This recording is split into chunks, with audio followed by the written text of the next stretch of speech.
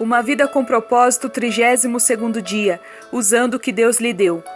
Visto que nos descobrimos moldados pelas partes excelentemente formadas e maravilhosamente funcionais do corpo de Cristo, passemos adiante e sejamos o que fomos feitos para ser. Romanos 12, 5. O que você é um presente de Deus para você. O que você faz consigo é um presente seu para Deus. Provérbios dinamarquês. Deus merece o melhor de você. Ele o formou para um propósito e espera que você faça o máximo com aquilo que recebeu. Ele não quer que você se aflija ou cobice talentos que não tem. Em lugar disso, ele quer que você se concentre nos talentos que ele lhe deu para usar. Quando você tentar servir a Deus de forma não natural, é como forçar a um pino quadrado a entrar em um buraco redondo. É frustrante e produz resultados limitados. Também é um desperdício de tempo, talento e energia. O melhor uso para a sua vida é servir a Deus em conformidade com a sua natureza. Para fazê-lo, você deve descobrir sua forma, aprender a aceitá-la e apreciá-la para depois desenvolvê-la ao seu potencial máximo. Descubra sua forma. A Bíblia diz: não procedam imprudentemente, mas procurem descobrir e fazer tudo o que o Senhor quer que vocês façam. Não deixe que se passe outro dia.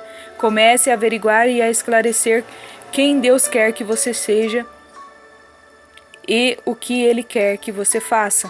Comece avaliando seus dons e habilidades. Analise de forma demorada e honesta em que você é bom e em que não é. Paulo aconselhou: procurem fazer um juízo correto de suas capacidades. Faça uma lista, peça a outras pessoas uma opinião justa. Diga-lhes que quer descobrir a verdade, não elogios. Dons espirituais e habilidades naturais são sempre confirmados pelos outros. Se você pensa ser talentoso para ensinar ou cantar, mas ninguém mais concorda, adivinhe. Se você quiser saber se tem dom de liderança, basta olhar por cima do ombro. Se ninguém o estiver seguindo, você não é líder. Faça perguntas assim: onde pude ver frutos em minha vida que foram confirmados por outras pessoas? Onde já fui bem-sucedido? Exames de dons espirituais e listas de capacidades podem ter algum valor, mas estão limitados à sua utilização. Em primeiro lugar, elas são padronizadas, logo não levam em conta seu caráter exclusivo. Em segundo, não existem definições de dons espirituais na Bíblia, logo qualquer definição é arbitrária e normalmente representa uma tendência denominacional.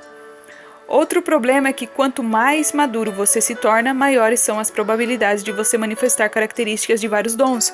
Você pode estar servindo, ensinando ou se dedicando generosamente em virtude de sua maturidade, mas não por causa de um dom espiritual. A melhor maneira de descobrir seus dons e capacidades é experimentar diferentes áreas de ocupação. Eu poderia ter umas centenas de testes para dons e habilidades quando era jovem, mas jamais descobriria que tinha o dom do ensino, porque era algo que eu nunca tinha feito. Foi somente após ter começado a aceitar convites para palestras que vi o resultado. Outras pessoas confirmaram e então percebi: Deus me dotou para isso. Muitos livros apresentam o processo de descobrimento de trás para frente. Eles dizem: descubra seu dom espiritual e então saberá a qual ministério deve se dedicar. Isso, na verdade, funciona de forma exatamente oposta. Comece a servir, experimentando diferentes ministérios, e então você descobrirá seus dons. Enquanto não estiver efetivamente envolvido em servir, não saberá em que é realmente bom. Você tem dezenas de habilidades escondidas e dons que desconhece porque nunca os pôs à prova. Por isso, eu o incentivo a tentar fazer coisas que nunca fez anteriormente. A despeito de sua idade, devo exortá-lo a nunca deixar de experimentar. Conheci muitas pessoas que descobriram talentos escondidos após 70 ou 80 anos. Conheço uma mulher na casa dos 90 anos que corre e vence corridas de 10 mil metros. E não sabia que gostava de correr até completar 78 anos. Não tente entender seus dons até ser voluntário para servir em algum lugar. Então somente comece a servir. Você descobre seus dons ao se envolver no ministério. Tente ensinar, liderar, organizar, tocar um instrumento ou trabalhar com adolescentes. Você nunca saberá o que é bom enquanto não tentar. Quando não der certo, chame de experiência, não de fracasso. Em algum momento você irá descobrir no que é bom.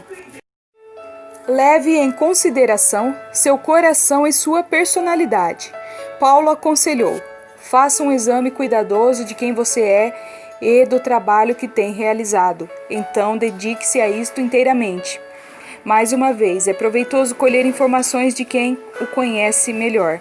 Faça perguntas a si mesmo. O que eu realmente mais gosto de fazer?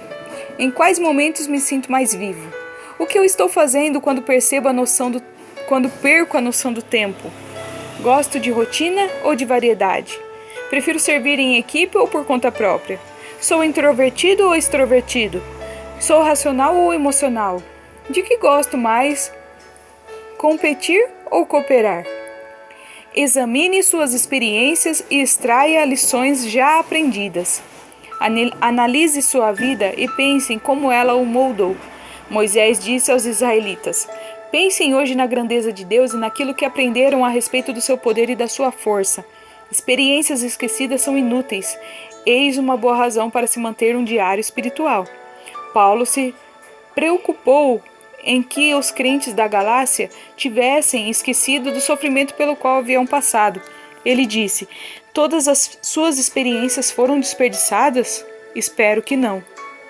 Nós raramente vemos o bom propósito de Deus na dor, no fracasso ou na vergonha, enquanto o fato está ocorrendo.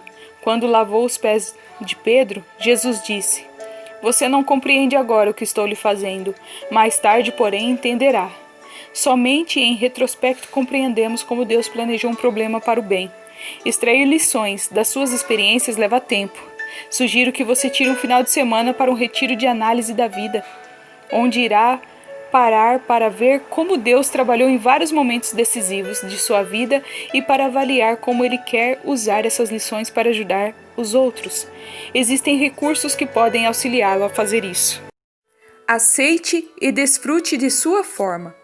Uma vez que Deus sabe o que é melhor para você, você deveria aceitar com gratidão o modo que Ele o moldou. A Bíblia diz: mas exatamente quem és tu, ó homem, para discutires com Deus? Vai acaso a obra dizer ao artífice: por que me fizeste assim?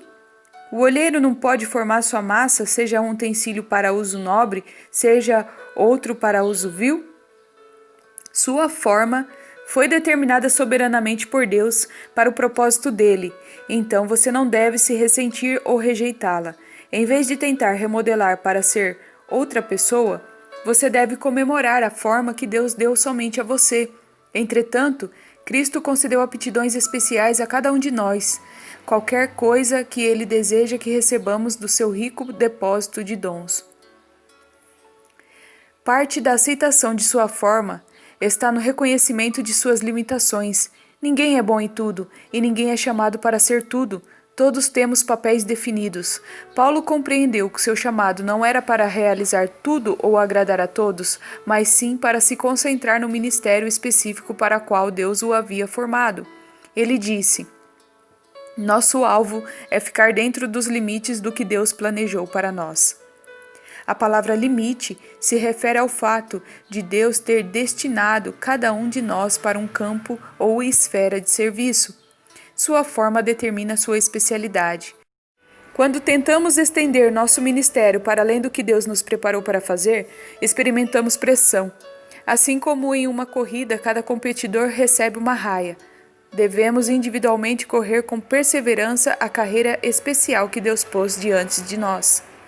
Não sinta inveja do corredor da raia ao lado. Simplesmente se concentre em terminar sua corrida. Deus quer que você goste de usar a forma que Ele lhe deu.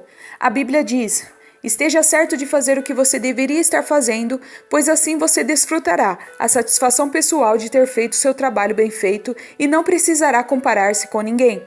Satanás tentará lhe roubar a alegria do seu serviço de duas formas, tentando-o para comparar seu ministério com os dos outros e tentando-o para adaptar seu ministério às expectativas dos outros.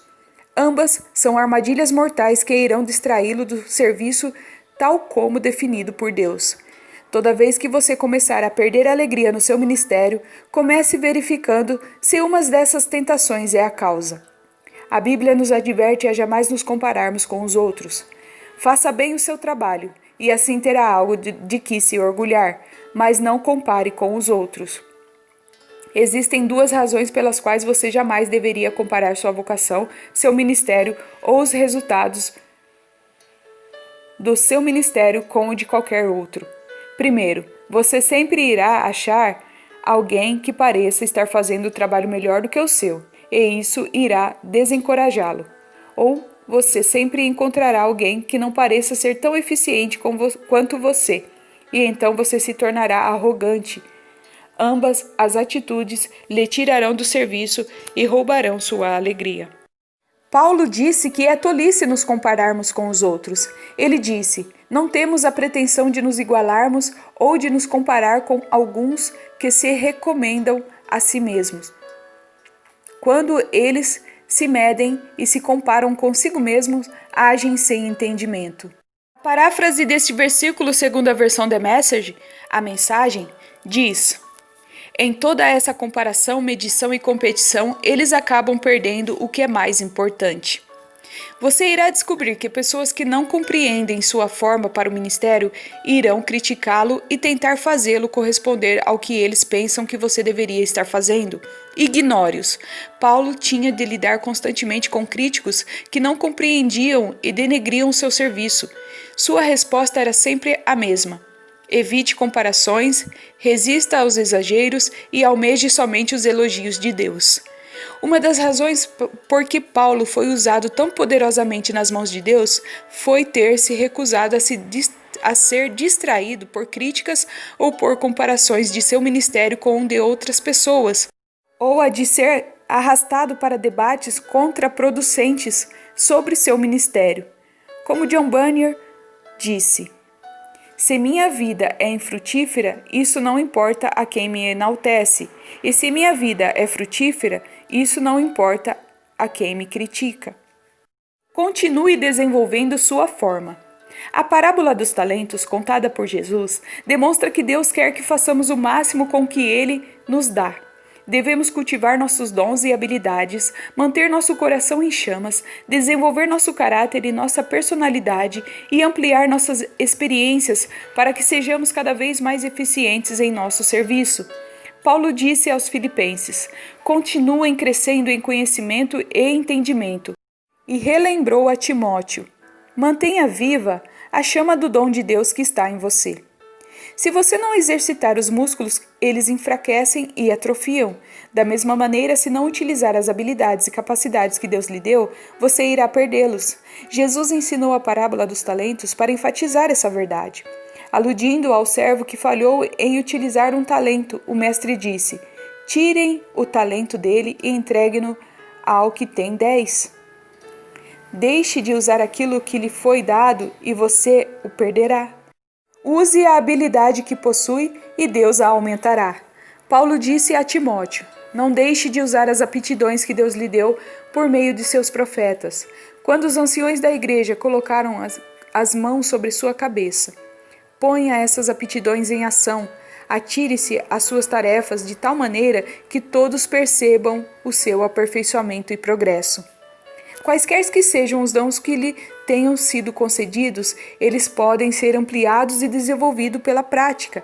Por exemplo, ninguém tem o dom do ensino completamente desenvolvido, mas com estudos, opiniões e práticas, um bom professor pode se tornar um professor melhor e, com o tempo, tornar-se um mestre do ensino. Não se acomode com os dons desenvolvidos pela metade.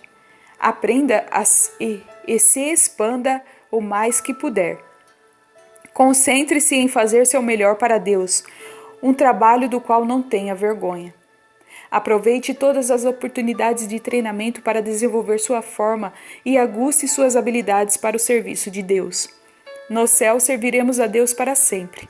Neste momento podemos nos preparar para esse serviço eterno, praticando na terra. Como atletas que se preparam para as Olimpíadas, continuamos treinando para o grande dia. Eles fazem isso pela medalha de ouro que perde o brilho e desbota. Você está em busca da medalha de ouro eterna. Estamos nos preparando para responsabilidades e recompensas eternas. Pensando sobre o meu propósito, um tema para reflexão. Deus merece o melhor de mim. Um versículo para memorizar. Procure apresentar-se a Deus aprovado, como obreiro que não tem do que se envergonhar e que maneja corretamente a palavra da verdade. 2 Timóteo 2,15. Uma pergunta para meditar: qual a melhor maneira de usar o que Deus me deu?